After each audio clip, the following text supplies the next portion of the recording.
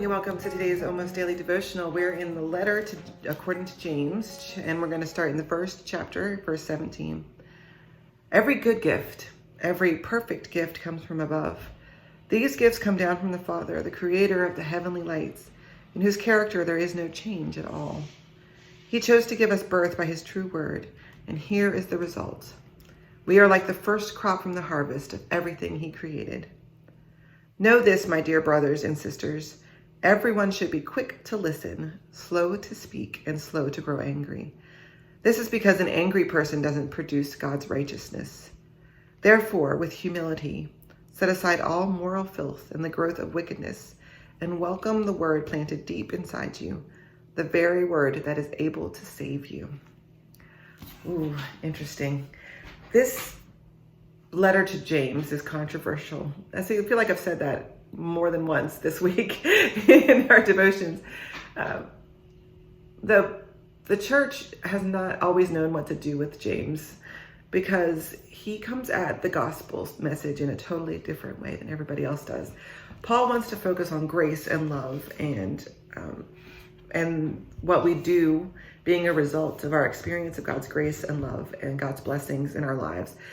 James wants to talk about God's grace and love as an instigator for action. That if we experience God's grace and love, if we are called into the community, if we hear words of truth from the Bible and from church and from scripture, then we have to act. That your faith is tied to action. You're going to see a material change in who you are. And the first thing he points out, and he hits this multiple times, is that the biggest change is the way we talk.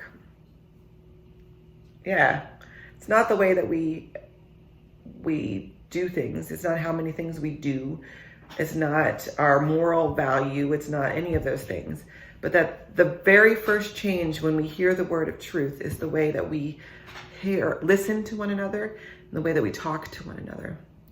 And I wonder how many times we actually are open with our ears. How often we let God into our ears, be our ear filters, our headphones even. We're so busy at telling people what to believe and to think and to do, or getting upset about how other people are living their lives, or being angry, or talking negatively about other people, or overthinking situations, that we forget to listen first. And that if we listen with humility, if we listen with compassion, if we listen with an openness to hearing another viewpoint, then we naturally will not be angry. We naturally will not be filled with that vitriol, because we will hear the truth of God. Now, it may not be a lot of truth. We may have to dig through what the other person says to hear the truth, to hear the nugget. But we have to listen first. That's the most important step. So how many times do we skip the step of hearing, of listening, of truly trying to understand where that other person is coming from? Truly seeing the light of God in another person.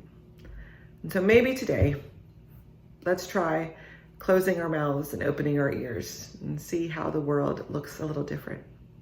God bless.